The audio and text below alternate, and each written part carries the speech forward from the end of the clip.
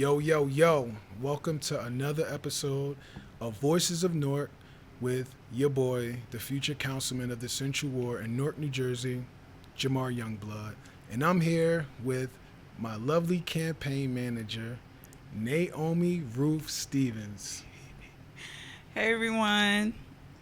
That's all? That's all you got for us today? No, I'm joking. You was doing all that talking before the thing. Come on. Hi Newark. My name is Naomi Stevens, and I'm here as Jamar's campaign manager, but I'm also entrepreneur, everything else in between. Very grateful to be here. Thank you for having me. Zion Park. You want to give them another breakdown of Zion Park in case Yes. people didn't catch the last episode? Awesome. Okay, yeah, Zion Park is a project that I started in 2020 as a way to help with land justice rights in the city of Newark. So essentially, we rehabilitated a vacant lot in the West Ward and turned it into a functional event space. And we took that same spirit and that same energy to create different events and activations throughout the city of Newark to promote sustainability, social mobility, land justice, environmental justice. Sis really a legend out here. She put in a lot of work. I'm just following in your footsteps. Hey, pound it. Pause. So this week's episode, we are talking about a topic that Naomi and I have been chatting about these last couple of weeks, and that is reactionary politics. Yes. So let's get into it. Do you want to share your version? Would you think reactionary? Do you want to share your version of reactionary politics? Because I'm sure we may have a difference of terminology or definition of what it means. Because when you first brought it to me, right, you introduced it through the context of protests. Yes. So you want to expound on that? Yeah, for sure. So I first came in the knowledge of reactionary politics during 2020, during the George Floyd era. So essentially, I've been on the ground doing a lot of revolutionary protesting and action since I was a little girl. The youngest protest I ever participated in, I was 3. But then once I came to my own knowledge of just the power of protesting and collective, well, more or less protesting, but more so community organizing and collective action. Really, when I was in college, and I was a part of the Concern 44, which is at Seton Hall University, where we were protesting to save some of the Africana Studies departments that we had at Seton Hall during that time. And being a part of this space where social justice was what I was eat, breathing, and sleep, whatever, you know what they mean. But whatever. Breathing, and sleeping. It seemed like everyone was so aware of all of the social injustices that were happening. But for some reason, when the George Floyd incident happened, it woke so many people up. I'm not sure if it was because we were in the pandemic, we were in confinement or whatever, or the quarantine. So a lot of the organizers that I was working with, we felt like a lot of the actions, a lot of things that people were doing were reactionary. Meaning we were reacting to an event as if we didn't know that these injustices existed already. So we took the concept reactionary politics to kind of think about what protesting was during that time, where it wasn't really coming to any resolve. It was just, you were just reacting to what had already existed. However, when you're in a community organizing space, you always are teaching proactiveness, meaning the struggle never ends. We're daily in the fight. We're always at the constant reminder of what social injustices exist. And we're doing things each day to fight and combat that, not just when we see another black body being crucified on TV.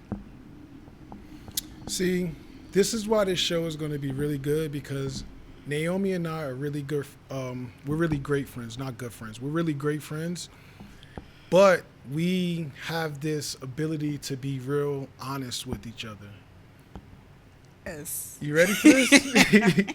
She introduced this concept of reactionary politics to me, and at first I did think it was this idea that you just reacting to things, but I did some more research. Okay, I love that for you. And there was a little alternative definition. I think it's kind of similar, but let me know what you think about this one. Go ahead. Reactionary politics means wanting things to go back to the way they used to be instead of changing or moving forward. People with this view believe that old traditions or systems were better and want to bring them back. They often disagree with new ideas that make big changes to society. So, this is a politics show, but we're going to try to make it fun just so it could be more relatable to everyone because we truly believe that everyone should be involved in politics. Right. So the idea of this show is to actually talk about these high level concepts, but to do it in a more palatable way that everybody can understand. Yes. So based on that definition, does that fit in line with what you were thinking? I mean, I would say yes. And hear me out, right? So by definition, I'm aware that reactionary politics are more aligned with like the conservative agenda. Mm-hmm. For instance, some people would say that Donald Trump is a reactionary Yeah, politician. However, in the context of what I was referring to back in 2020, it was like I said, it's the idea that everything was fine before this one incident, and now we want to protest and we want to get back things back to where they were, as if police brutality has not been something that's been consistent throughout the course of Black history, or just our plight as Black individuals. So, I mean, I would say yes in that context, right? Is because people are so so illusioned to the current state. Illusion, that's a word? I don't know, disillusioned is a word, but they live in illusionment. I don't know, like you said, make it palatable. Like, y'all know what I meant. Like, Master Versace, like. My bad. I'm gelling, my bad. But it's okay. No, I meant like we live in a constant state where we're not aware of the current condition of the African American or the Black person, or however you want to think about the people of the diaspora, whether you consider yourself Pan-African. I'm FBA. You're a foundational Black American? Yes, sir. I have conflicting views, but that's okay. Black nationalism versus Black culturalism, like these are all conversations. It goes back to even the fundamental of like W.E.B. Du Bois versus Booker T. Washington, and how are Black people going to carry the weight towards what they were going to do. So some people are more inclined to bootstrap their way up. Others are more like we should own our power and our knowledge. But all in all, I say that to say like, there comes a point in time in history where we no longer can do things the same way that we were doing it before.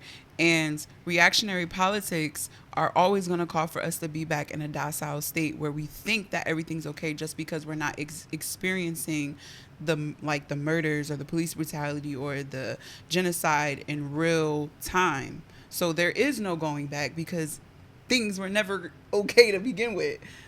So people that get out there and protest, even though protesting, you know, whatever you think about that as a form of political resistance is okay, but all in all, there needs to be a complete break in transformation in the system in order for us to move forward as a people. Okay. See, she's smart, y'all. I know I joke with my sis a lot, but this is the reason why she's my campaign manager. You mentioned Trump. And I guess you mentioned him because of MAGA, his idea of making America great again. Yeah. That would be considered reactionary politics, right? Where people think that let's go back to the old ways. We don't need to try all this progressive stuff. Let's go back to the old ways, right? Yeah. Would you say, like, what are your thoughts on desegregation? Seriously, because back in the day, Black people did have a better quality of life when they stuck together. Like, we have examples of that where in Tulsa you have Black Wall Street. You have examples where Black people were thriving when they were desegregated. Is that an idea? You mean like when they were segregated or desegregated? See, I'm tweaking. When they were segregated, yeah, not desegregated. When they were segregated, life for a lot of Black people were better because they had their own communities and they worked together, and the dollar stayed in their community, which allowed them to invest more, grow. Like they had, like there was communities that had ambulances, they had doctors, banks, all this stuff was Black owned.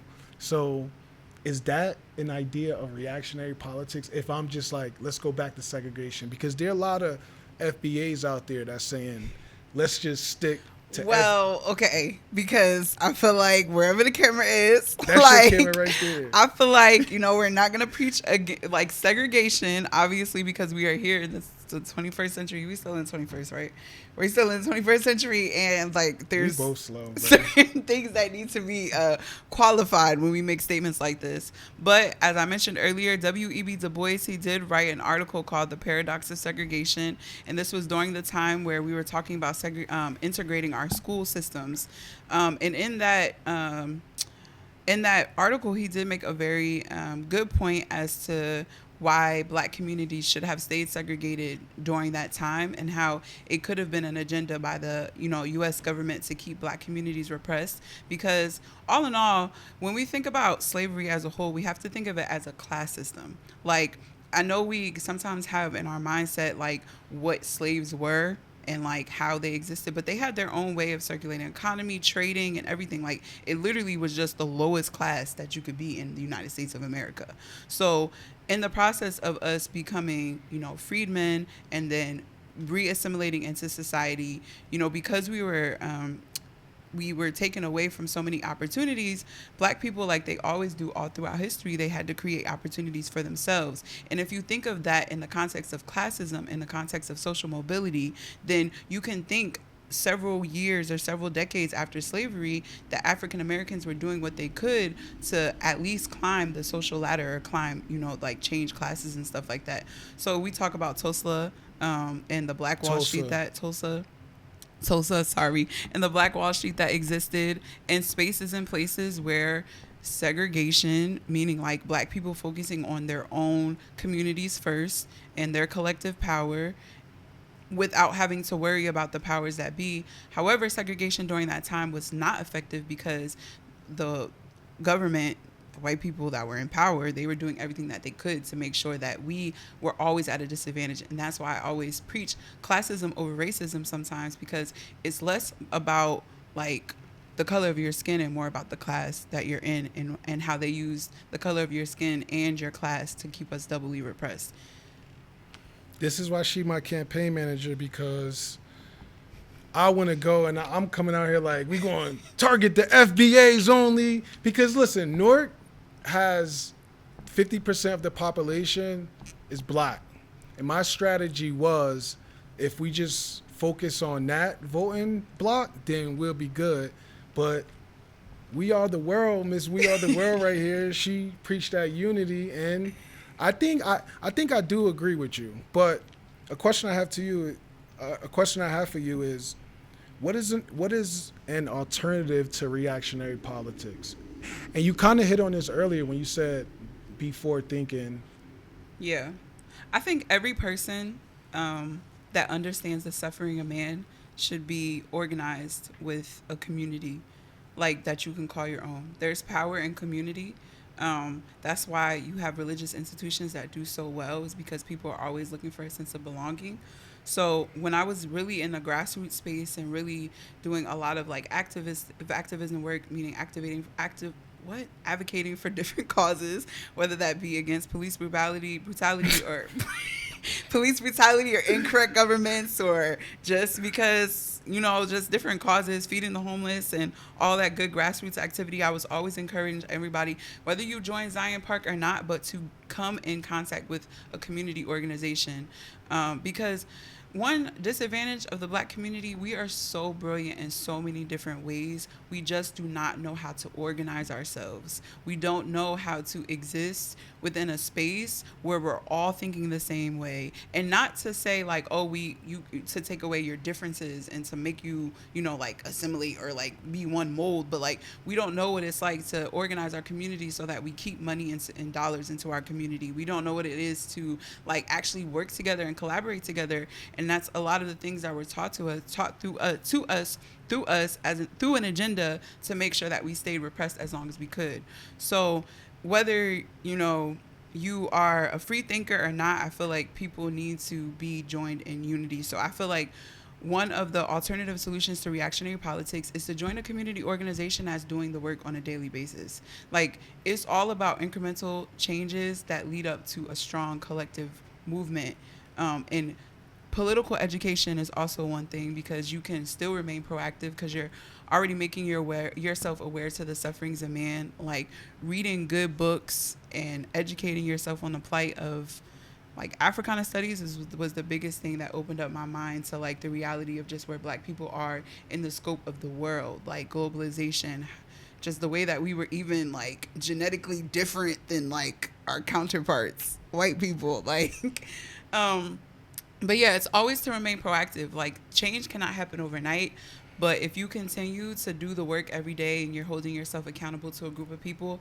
that subscribe to the same ideals as you, then we can all come together and hopefully like unify and organize and have one political agenda that we can actually like raise up our lawyers and raise up our next president and politicians. Like within different communities, they're already, and all negative connotation out of this word, they're already grooming who the next politicians are going to be. They're grooming who the next lawyers, doctors, and everything are going to be. And that's one place that African Americans, Black people, whatever you want to call yourself, FBAs, Pan-African, where we always lack is because we're not growing the next generation up to be in these places of power, and we're not endorsing them, putting money into it to actually have some type of collective change. You should be the candidate, bro, because you can talk like you know how to put them words together. I'm not as eloquent as my lovely sis right here. She put the words together in ways that I can't. But we do sometimes. You and I, like, we mess up words. No, for real, I stutter. I stutter too, and I think that's why we get along, because we both low key neurodivergent. And I have a mission. You told me you were. Don't try to backtrack. I'm now. just saying, like. Yeah. I have a mission to show kids, especially in Newark, that it's okay to be yourself. Like, if you stutter, if you don't speak like the white man, like, it's okay. And I want to be a proof of that, and I want to bring my sis along with me. We both going to be representing the neurodivergent community out there. But, yeah, let's move this on. Okay. The next segment, I don't know if I should introduce it, but now we're going to talk about what's going on in Newark local politics. Fun. So the big issue this week was last year, the city of Newark passed an ordinance. And basically what an ordinance is it's similar to like legislation made by the Senate or the Congress, but it's at the local level. So the council people are the ones that the council people are the ones that create and pass ordinances. And last year, they passed an ordinance that allows teenagers to vote in Newark Board of Education, school board elections, essentially. And there were some community activists that were saying, how are we allowing these young teens to vote and we don't even educate them on civics? And apparently, the ordinance said that civic education was supposed to be in it, but it wasn't. So they just started registering all these teens, and the activists are just saying, wait, how are you allowing these kids to vote? And they don't even understand civics. And to take it a step further, a lot of these students can't even read. Reading is not a skill that a lot of our students have in the city. So if they can't read, why are they allowed to vote? I have a completely different take on this. Yeah, let's hear it. Let's chat about this. I personally believe that opening up lowering the election or whatever the age for students or young kids to participate in local politics is actually a beautiful thing. I believe it's a revolutionary thing. I can see how underneath corrupt governments, it can become a perverted thing. But I do know, for example, like, just to be real, like, I have adopted siblings. I hate to, like, call them adopted because we've had them since they were babies. But I think if my mom never stepped in, and no, my mom is 69. My youngest sibling is 14. And then I have two 15-year-old siblings. So the reason why they came into our life was because they were literally kind of like dropped off at our church, and my mom decided to adopt them. So you got to think about kids that got parents like that just like are either I mean, we have to be real about what's happening in Newark. Like, they're either drug addicted or their parents are working so hard they don't care about local politics. I mean, there's a lot of education that needs to happen with their parents first. And I think some of these kids were just fed up. Like, we don't want to keep leaving our life chances into people that are just not, we don't have a relationship with them. Like, or, like adults. Like, we need to have more autonomy over our lives because these decisions are directly affecting us. But if they don't understand civics, basic civics, how the government works, how they should be voting, how are you expecting them to vote for the people that can actually help them? And how do you stop it from being a situation like they say with the seniors, where they say because the seniors are the only people, not the only people, but the seniors are majority of the people who vote in a lot of these local elections because everyone else don't vote. So in these school board elections, there was like the voter turnout was 2%, and that's really, really low. So how do you expect these kids to vote if they don't understand civics? Now, if this is something, I'm not sure how the process goes. If this is something that is mandated for them to do in their high schools, then I can understand how it could lead to corruption, and that point is super valid. However, if this is something that kids are doing according to their free will to go out and to vote their rights, then I wouldn't say that that's a problem because kids that don't understand civics, they ain't gonna do it anyway. Like, it's not cool to vote. So they're gonna be giving these kids lollipops, kids bro. that kids that actually understand civics and understand the importance to go pull a ballot in and to go vote are gonna be the ones that are actually going to be more engaged. Like, I just feel like the encounters that I've had with kids, like working with kids, working with the youth, like if they actually care about something, they're gonna care. If they don't care, they're not gonna care. So you don't see a world where the administration is going to try to sway the kids to vote for the candidate that they want in Absolutely. office? I do see a world where that happens. But I think that in response to that, I mean, it's up to us who are coming in as like kind of like the heroes. I don't even want to say that, but as just like a positive light and a force within this corrupt system right now is to like stand up to educate the students on civics if we can, campaign to those individuals, do what we're doing now, like using content, using palatable language, regular language to actually adhere to them. I don't think that we should see this as a threat.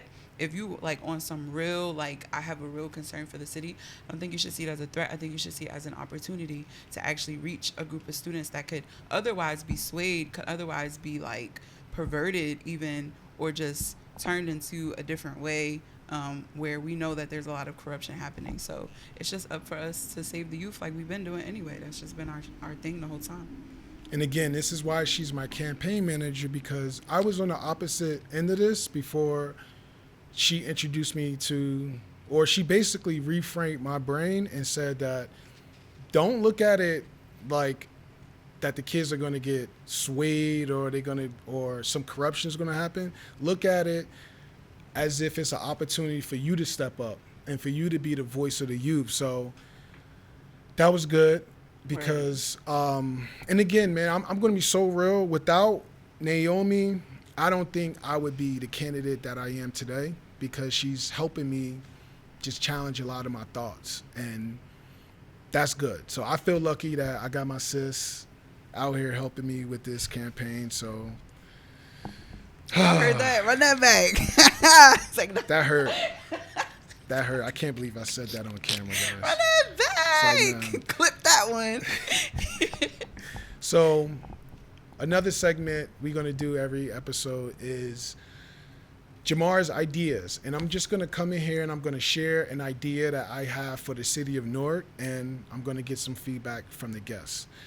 This idea I had since when I first launched my campaign, or when I first announced that I was running. It was hijacked by Elon Musk and Donald Trump. I know. It was hijacked, but I started this first. I didn't start it first, but I was on it first. And it's this idea of zero-based budgeting. In Newark, between the Board of Education and the regular city government, there's like between $3 to $4 billion every single year in this city. The Board of Education alone gets $1.5 billion, and yet our students can't read. So you have 40,000 students $1.5 billion our students can't read. And from the city level, you have damn near $2 billion every single year, and there's still homelessness. There's still people that are being displaced. And the idea is like, where's this money going? So zero-based budgeting is just this idea that you have to justify every single dollar that's spent. Because right now what's happening is I think these local governments are just approving budgets year after year, and they're not measuring the effectiveness of these budgets. So zero-based budget or a zero-based budgeting allow you to look at every single dollar, and you have to justify how it's spent every single year. And if something isn't working, you change it and you allocate the money elsewhere. So I purchased NewarkDoge.com without talking to my sis first. She wasn't feeling it because she don't like me riding the whole Donald Trump and Elon Musk wave. But I'm also an independent. He doesn't ride it. Yeah, that's pause. I don't ride that. it. I don't ride it. Yeah, I don't ride it. Adhere to a lot of the moral things that they're talking about. But there's an argument that since I'm an independent, that we can get ideas from everywhere. It doesn't like we're not just like Democrats. I'm not a Republican. I'm a legit independent. And my theory is that we're just going to follow the best ideas and the ideas that work for our city, because there's no way that people in Newark should be doing what other municipalities are doing out there, because we have a different constituency, different residents with different problems. So this idea of zero-based budgeting, what do you think of that? Like, do you think that's do you think that'll be effective for us here in Newark? So I feel like a lot of the ways that the government is inefficient is because we're still stuck on operating systems that have been in place since mad long ago. The perfect example, right? I got a great example for you. The place where I work at, downtown Newark, which has now been converted into a venture capital firm that invests in like robotics, industrial independence, all that great, crazy deep tech stuff. It used to be the Newark Board of Education building. And for some reason, U.S. Postal Service still sends us mail addressed to the Newark Board of Education building. Wasting taxpayer dollars, bro. Even though they have not been there. And I can attest to this because my mother literally used to work at the Newark Board of Education building, same floor of the building that I work in. And you can still see that there's been like no changes really besides that. But that's a whole different tangent. So back to what you're saying about zero-based budgeting and the Department of Government Efficiency. I feel like the new age way of thinking is what I learned when I was taking project management courses and to get my certificate, is having this agile mindset that what worked in one season is not going to be able to work in another season. Like always being able to be objective in our thought processes and not married to one idea. Because when people become too emotionally attached to their ideas, it's very hard for them to disassociate, and they take offense to what needs to be changed, when in actuality, we've gone through a pandemic, we've gone through traumatic presidencies, we've gone through, like traumatic events. We're seeing genocide happen around the world. Like, we need to really be up to date and be adaptive. So I can understand why for a certain space and time that it would take us to really tighten up the Newark budget, because we really do need to make sure that funds are being allocated into the proper places, and we have to be more transparent with what people's tax dollars are going, especially if property taxes in Newark are like at a significantly historical high since they've ever been. So I think people are going to want answers. I don't think that we need to associate this thought process with Donald Trump and Elon Musk and all the other neo-Nazis that exist in the world, but they did cook up in the process of understanding government efficiency. And I think that that's something that both the Democratic Party can actually learn. The Democratic and the independent parties should be more agile in their thought processing, looking for different iterations, and always constantly wanting to fix things and develop things, opposed to like just wanting things to stay the same. I like that. So Trump. But we do not subscribe to Trump. We don't subscribe to Trump. We don't subscribe to Trump. I'm not a Trump supporter. I voted for Kamala, so I tried. But the idea is that here in the city, when something needs to get funded, what they do is they go to the homeowners and they say, we're going to raise property tax. So I don't think it's about Trump. I think it's about telling residents that we're going to like find the money, find all the waste in our government, and we're going to use that waste to fund some of these social programs so we don't have to keep raising taxes. Yeah, because And that, but we let me could cook be real quick. Let me cook for 2 seconds, and I'm gonna pass it to you because I really have to say this. Like, we so caught up on Trump, Democrat, Republican, and we're not doing what makes sense. And it doesn't matter for me who the idea came from, or it doesn't matter who the idea came from. It matters if we're saving residents money. We got a budget of $4 billion every single year. We should be using that way more effective and way more efficiently. So if you put me in office, if you support me, if you vote for me, I'm going to try my best to look at every single dollar to try to see if there's ways that we don't have to raise your taxes, because that's why a lot of Norkers are leaving. A lot of Nork homeowners that had homes since the 70s, the 80s, the 90s, they are leaving because each year our government is raising the taxes. And then the middle class are the people who really get hurt because 30% of the population in Newark are poor. So they're not like you can't tax them higher. So they go after the homeowners, the middle class. So it doesn't matter where these ideas come from. It matters that we are trying to save you money and trying to be more effective and efficient with your tax dollars. Yeah, it all goes back to social mobility, like I was saying before, and that was one of the biggest things that Zion Park was trying to advocate for. It's just like as the society grows, specifically in Newark, as we know, we see the gentrification in real time. How do we make sure that the citizens and the constituents are allowed to move up with the city? The city should not be growing at a different pace than its citizens, because we are the ones that are funding these projects out of our tax dollars. And that's why taxes within a corrupt state can actually disencourage social mobility. Like, we should all be striving for social mobility. Like, you should want the next generation that comes up after you, especially within your family, to have more wealth and to have more money than the generation before.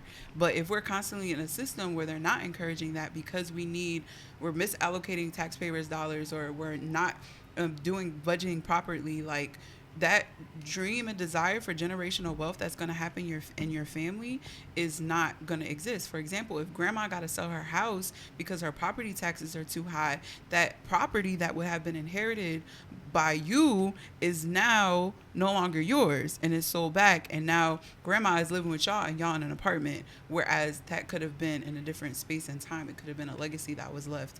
And I only speak from knowledge because that's exactly why my mama left New Jersey. Like, she couldn't afford the property taxes for her house no more. We had a big, beautiful house. My daddy died in that house, trying to get us that house, and all of a sudden we couldn't afford it no more. So what could have been a legacy that was left down to us, somewhere where I can say my father actually built with his hands, we lost it.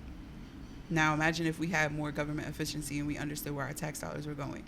Or if that tax money that we're pumping into the public school system could actually be funded through some of the community organizations like Unified Vailsburg Services Organization and all these other like supplemental programs that exist within the city of Newark that are being shut down due to improper budgeting or lack of funding, that actually are taking the time to spend one-on-one with our kids to help them, encourage them beyond reading, but also empowering them to understand the importance of education, because a lot of kids don't take the education seriously because they don't understand the importance of it. And they need people like you and me or everyone else that's in this room to like really be like, yo, this is where my education was able to afford me. This is why you should learn how to read and write, opposed to like, other things that are existing. So we just pumping money in the wrong directions. And I think we really need to have a clear understanding of where this money can actually be used in a more functional sense. So I do agree with that. So when y'all see me out there on the campaign trail or giving these speeches on Instagram or TikTok, whatever, just know that this is the brains behind everything right here. It's the testimony, because I done been through it. So before we get to closing, do we need to clean some stuff up? I think we need to clean this idea that I identify as FBA, but I also understand, thanks to Naomi, that is bigger than FBA in that we need to be thinking more inclusively, which I do. I studied globalization studies in grad school at Dartmouth College, and that's just the study of different cultures, specifically how local governments work throughout the world. So I do have a global perspective, but I do also think that FBAs, we don't get treated fair in a society, and we never have been. So Hold on, wait. So, because I identify as Pan African, okay? So, and we both black and we both from Newark. are you saying that because we have Nigerians in here? No, I identify as Pan African, meaning post the diaspora. What does that mean, Pan African? Pan African means basically like.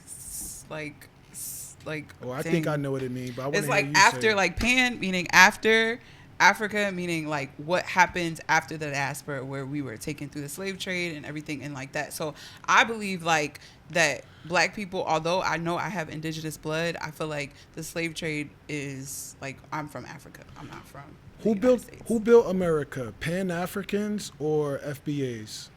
I mean, foundational black Americans is the idea that we lived on this continent before I asked you the a simple slave trade. question. Who built it? Who Both built of America? 'em. Both of them? Both of them.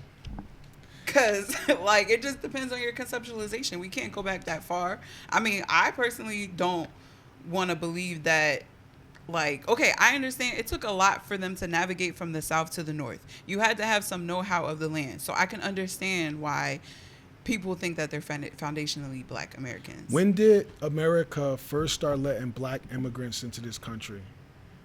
That's the question. That's something that's something that we have to do more research on. But it would be like 1665? Bro, my point is that's something we have to do more research on, because I don't want to make nobody uncomfortable, but my name is Jamar Youngblood. Youngblood is a Cherokee name, so I'm sure the Cherokee people owned slaves at some point, and I was part of, my lineage was part of that. But there's a narrative out there that foundational black people, native black people built this country, and yet I agree with that. And we get like treated the worst. So when I say I'm representing that, I think I'm doing it from an identity standpoint to the youth, to let them know that it's okay to like be from the ghetto or be a descendant of slaves. Like, we gonna make that lit. But that's the same, but Pan-Africanism also teaches the same. But what we're not saying is that like we were literally like native to this land. Like, there were people that were native to this land. I personally believe that my lineage draws, I believe that the origin of man is from Africa. Yeah, that's true. So, but I don't know anything about my culture past Alabama. I don't either. So how can I say I'm African or whatever if I don't know anything? Which is true. Like, I definitely understand, and I went through that. Even if you analyze like the Kendrick Lamar performance, one thing that really was like it hit me like a brick wall when I first started doing my activism work, like heavy, like on my own. Like, my mother, she was so scared. She was like, bro, like, I'm just scared that you're gonna get killed. And then I remember having an American flag on my wall in my childhood room, and that was when I looked at it and I was like, bro, like, I'm really American. Like, yo, like, I don't know nothing beyond America. So I get that realization, but I feel like it's more empowering for us to try to subscribe to an African knowledge base opposed to like the corruption of what happened within our trauma. Like, I feel like FBAs kind of like operate out of that trauma. Now, I don't operate under that trauma. I operate under innovation.